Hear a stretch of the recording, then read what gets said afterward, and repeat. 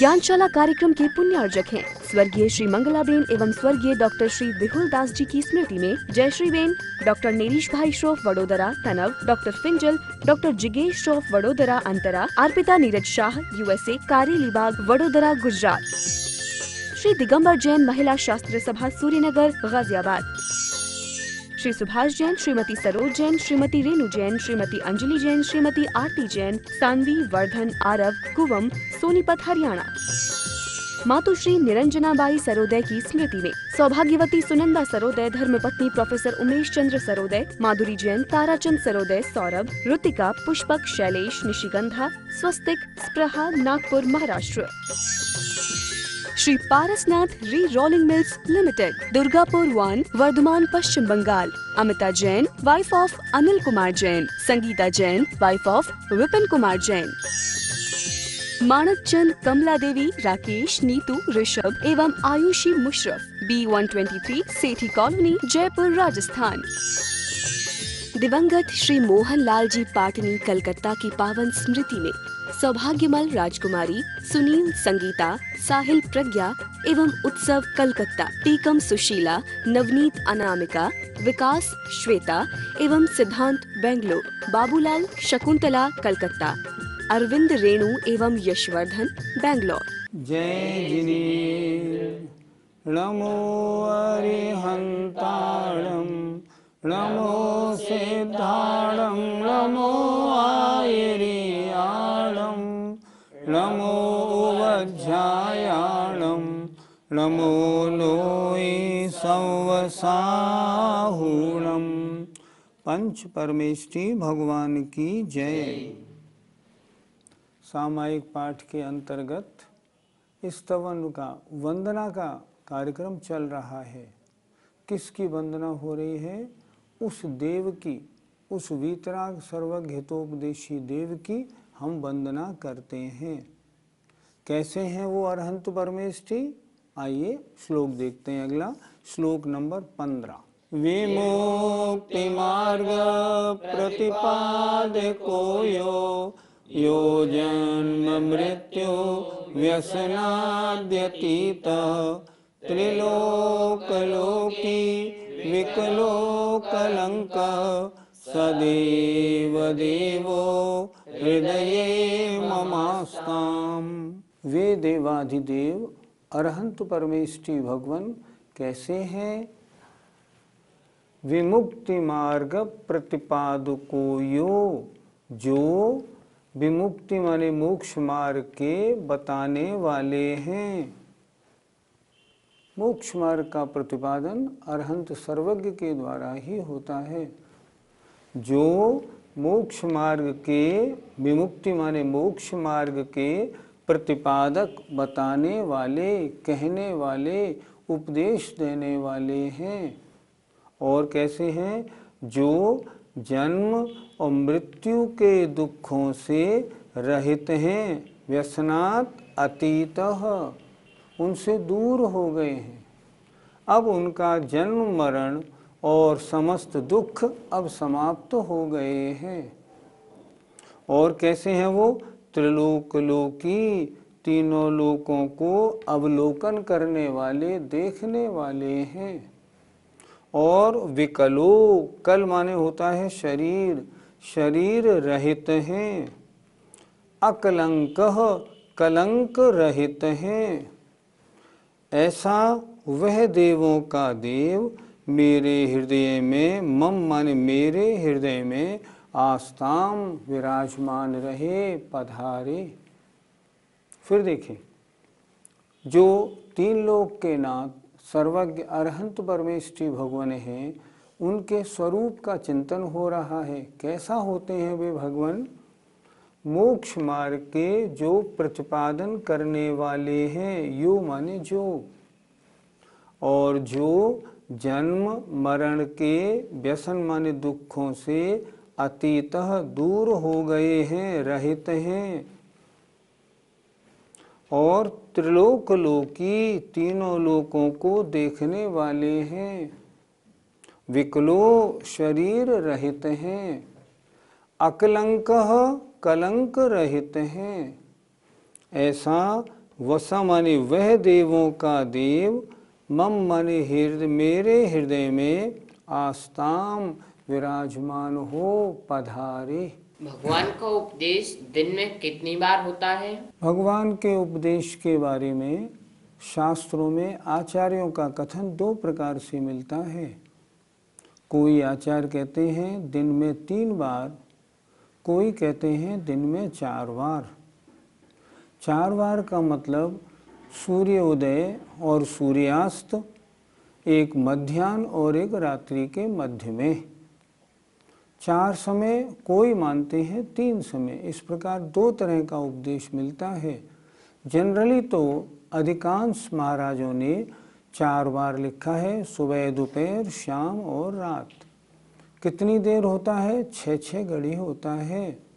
तीर्थंकर भगवान का शरण लगता है, उनको मोक्ष मार्ग का जो उपदेश देते हैं दिव्य ध्वनि के द्वारा, वो एक दिन में 6-6 घड़ी 3 बार या 4 बार होता है। पंडित जी, क्या भगवान की दिव्य ध्वनि मुख से होती है या सर्वांग से होती है? बहुत से महानुभावों की धारणा है कि सर्वांग से होती है, पर उनको अपनी धारणा आगम के अनुसार ठीक करनी चाहिए।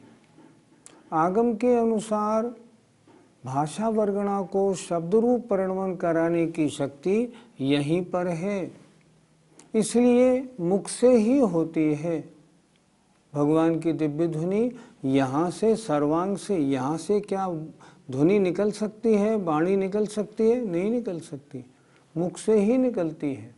हम भी तो बोलते हैं ओम ह्रीम जिन मुखोद्भूत, जिन मुखोद्भूत भगवान के मुख से निकली हुई वाणी, जिन मुख सो खिरत सार, वाणी जिनेंद्र भगवान से मुख से ही खिरती है।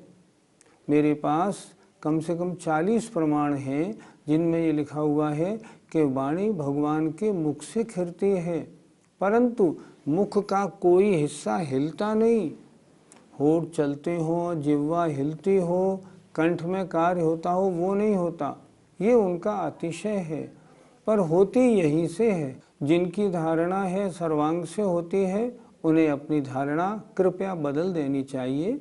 उन्हें आगम का अच्छी तरह और देखना चाहिए। सर्वांग से दिव्य ध्वनि होने का कोई प्रमाण शास्त्रों में नहीं मिलता। इसलिए कैसी मान्यता बनाइए? भगवान का दिव्य उपदेश, भगवान की दिव्य ध्वनि होती तो मुख से है, पर उनके मुख में किसी प्रकार का परिस्पंदन, चलना, होठ आदि का हिलना नहीं होता। भगवान की दिव्य ध्वनि में किस बात का वर्णन रहता है? भगवान की दिव्य ध्वनि में सब कुछ वर्णन रहता है। उसी के आधार से तो गणधर देव द्वादशांग की रचना करते हैं।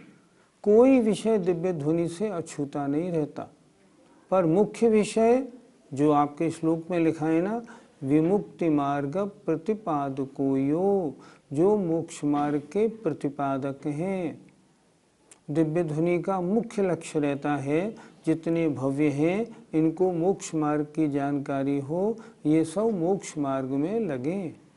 इस तरह मुख्य विषय है सब जीवों को, भव्यों को मोक्ष मार्ग में लगाना। पंडित जी, यहाँ पर त्रिलोक लोकी शब्द क्या बताता है? लोक 3 हैं, ऊर्ध्वलोक, मध्यलोक और नीचे का अधोलोक या पाताल लोक। तीनों लोकों में जितने भी द्रव्य हैं, उनकी जितनी पर्याय हुई हैं और होने वाली हैं, उन सबको वो देखने वाले हैं। कैसे हैं वे भगवान? वे भगवान केवल ज्ञानी हैं, सर्वज्ञ हैं, और सर्वज्ञ के ज्ञान से कुछ भी शेष नहीं रहता। इसलिए तीनों लोकों में जितने भी द्रव्य हैं, उनकी अनंतानंत पर्यायों को वो बिना क्रम के एक साथ देखते हैं। इसलिए शब्द दिया त्रिलोक लोकी, तीनों लोकों को देखने वाले। अरिहंत भगवान के तो शरीर होता है, फिर यहाँ पर उन्हें विकलो क्यों कहा? विकलो माने होता है कल माने शरीर, शरीर रहित। जितने भी अरहंत भगवान हैं सब नियम से आगे सिद्ध बनने वाले हैं। जितने तीर्थंकर प्रभु उपदेश दे रहे हैं, सब शरण में विराजमान हैं, सब नियम से सिद्ध बनने वाले हैं। इसलिए द्रव्य निक्षेप की अपेक्षा उन्हें हम विकलु कह दें, शरीर रहित कह दें तो आपत्ति नहीं। जो अवस्था आगे आने वाली है द्रव्य निक्षेप उस अपेक्षा से आज भी बोलता है। आचार्यों ने भी शास्त्रों में अरहंतों को अष्टकर्म से रहित बहुत स्थानों पर लिखा है।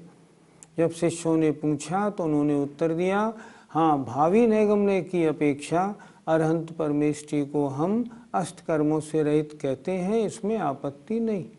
और सारे जितने भी अरहंत परमेष्टि हैं उन्हें सिद्धत्व नियम से बनना ही बनना है। पंडित जी, यहाँ पर अरहंत भगवान किन कलंकों से रहित होते हैं? स्तुति में हम बोलते हैं, सकल गेय ज्ञायक तदपि निजानंद रसलीन सो जिनेन्द्र जयवंत नित अरि रज रहस विहीन। कलंक क्या है? घातिया कर्म। घातिया कर्मों ने हमारे जो मुख्य 4 गुण हैं उन सबको विकृत वैभाविक कर रखा है। मुख्य कलंक है 4 घातिया कर्मों का। अरि माने मोहिनी, रज माने ज्ञानावरण दर्शनावरण, रहस माने अंतराय। इन 4 जो कलंक हैं इनसे वे रहित होते हैं और भविष्य में अष्टकर्म से रहित होने वाले हैं।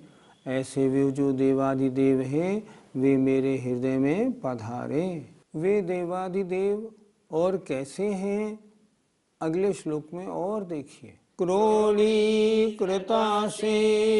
शरीर वर्गा रागादयो यस्य न सन्ति दोषाः निरिन्द्रियो ज्ञानमयो न पाय सदेव देवो हृदये ममास्ताम्। क्रोडीकृता वश में किए हैं, अपने अधीन कर लिए हैं या अपने गोद में बिठा लिया है।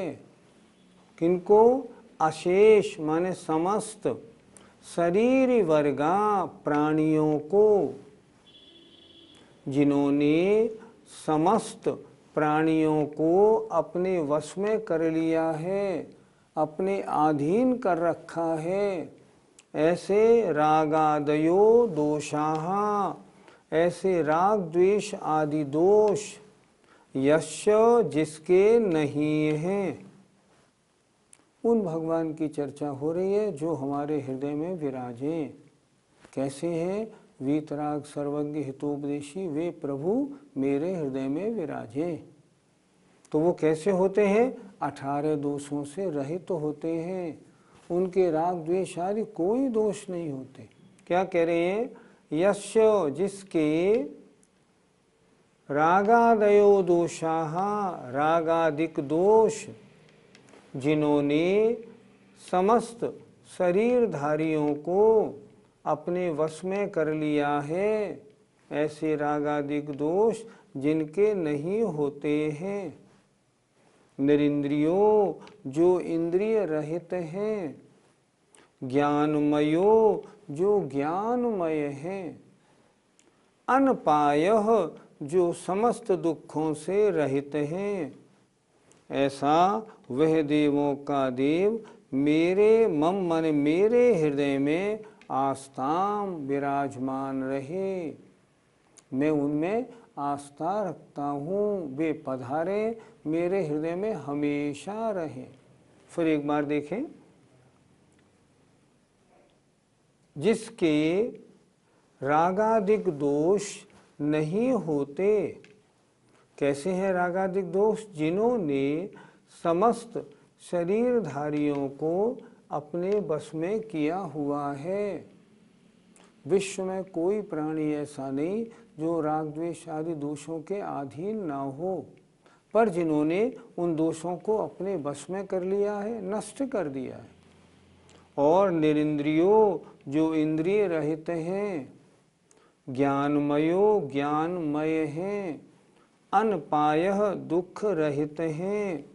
ऐसा वह देवों का देव मेरे मम मन मेरे हृदय में आस्ताम विराजमान रहे, पधारे। पंडित जी, अरहंत परमेष्टि के कौन कौन से विशेषण होते हैं? पहला विशेषण होता है वीतराग। वीतराग का मतलब जो राग द्वेष आदि सबसे रहित हो गए हैं, वो विशेषण इस श्लोक में उन्होंने दे दिया। जिन्होंने सारे संसार को अपने बस में कर लिया है, ऐसे राग द्वेष आदि जिनके समाप्त हो गए हैं, जिनके नहीं होते, अर्थात जो वीतराग हैं। पहले जो आपने पढ़ा था श्लोक, उसमें आया था विमुक्ति मार्ग प्रतिपादको यो, अर्थात जो मोक्ष मार्ग के उपदेशक माने हितोपदेशी हैं। एक विशेषण आया था त्रिलोक लोकी, तीनों लोकों को देखने वाले हैं, अर्थात सर्वज्ञ हैं। इस प्रकार यहाँ आचार्य ने अरहंत भगवान के तीनों विशेषणों को नीचे ऊपर दे दिया है। वास्तव में सच बात तो ये है, संसार का कोई प्राणी ऐसा नहीं, अन्य धर्मों के कोई भगवान, कोई देवता ऐसे नहीं जो राग द्वेष के अधीन ना हो। सब में राग द्वेष सब में पाया जाता है, लेकिन भगवान जो आप में वीतरागता है, वो ये बता रही है आप राग द्वेष आदि दोषों से रहित हैं। जिन राग द्वेष ने संसार के समस्त प्राणियों को वश में कर लिया है, भगवान आपने उनको नष्ट करके आप वीतराग बन गए हैं। ऐसे वे देव मेरे हृदय में विराजे। पंडित जी, अरिहंत भगवान के तो पांचों इंद्रियां होती हैं, फिर यहाँ पर निरिंद्रियों क्यों कह दिया? इंद्रियां दो प्रकार की होती हैं, एक द्रव्येंद्रिय और एक भावेंद्रिय। द्रव्येंद्रिय का मतलब होता है शरीर के अंग वाली द्रव्येंद्रिय, जैसी ये आँख, ये कान आदि, ये तो द्रव्येंद्रिय हैं। पर इन इंद्रियों के द्वारा जानने का जो क्षयोपशम होता है, वो होता है भावेंद्रिय। जितने अरहंत परमेष्ठी भगवान होते हैं, उनके द्रव्येंद्रिय तो औदारिक शरीर में रहती हैं, पर उनसे जानने की जो ज्ञानावरण का क्षयोपशम है, वो नहीं होता उनके, क्योंकि ज्ञानावरणी कर्म का नाश हो जाता है, क्षयोपशम भी समाप्त हो जाता है। तो वो फिर कैसे जानते होंगे? वो अपने आत्मा में जो केवल ज्ञान हुआ है, उससे स्पष्ट जानते हैं।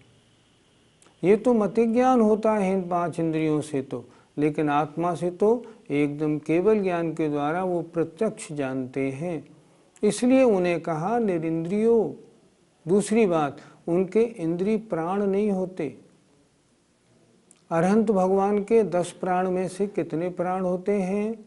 सोचिए, 4 प्राण होते हैं, 5 इंद्रिय और मन नहीं होता। क्या होता है उनके? वचन बल प्राण, काय बल प्राण, आयु और श्वासोच्छ्वास, बस। इंद्रिय प्राण क्यों नहीं होते? क्योंकि इंद्रियों के द्वारा जो जाना जाता है ज्ञानावरणी के क्षयोपशम से, उनका अभाव हो गया है। इंद्रियां तो हैं, ये नहीं कि शरीर नहीं हो, शरीर है, पांचों इंद्रियां हैं, द्रव्य मन भी है, लेकिन अब वो जानने का काम नहीं कर रहे। इसलिए आचार्य कहते हैं निरिंद्रियो, जो इंद्रिय रहित हैं, अर्थात इंद्रिय ज्ञान से रहित हैं, अथवा इंद्रिय सुख से रहित हैं। ज्ञानमय है, क्या मतलब? उनके पास सिर्फ एक ही काम है, जानना और देखना, और दूसरा काम नहीं। इसलिए वो ज्ञानमय है, ज्ञान रूप ही है। सिर्फ जानने का, देखने का काम करते हैं बस, और वो भी अपनी आत्मा में बिल्कुल लीन रहते हैं। बहिरंग किसी पदार्थ से कोई वास्ता नहीं, और बहिरंग कोई पदार्थ अब उनके ज्ञान में कुछ भी विकृति पैदा नहीं कर सकता। ज्ञान में है पर राग में नहीं। हमारे साथ गड़बड़ क्या है, हम जानते हैं पर जानने के साथ राग द्वेष भी करने लगते हैं। लेकिन वो वीतराग प्रभु सारे विश्व, लोक और अलोक सबको जानते हैं, पर मोहिनी कर्म का नाश हो जाने के कारण उनमें इष्ट अनिष्ट राग द्वेष की बुद्धि रंच मात्र भी होती नहीं, होने की संभावना ही नहीं। इसलिए ज्ञानमय हैं, बस जानना देखना उनका काम है, दूसरा काम नहीं। पंडित जी, यहाँ पर अरिहंत भगवान का वो समस्त दुखों से रहित हैं, इसका क्या मतलब? संसार में विभिन्न समस्याओं के कारण और विभिन्न परिस्थितियों के कारण तरह तरह के दुख होते रहते हैं, पर उन्हें कोई दुख किसी प्रकार का है भी नहीं, हो सकता भी नहीं।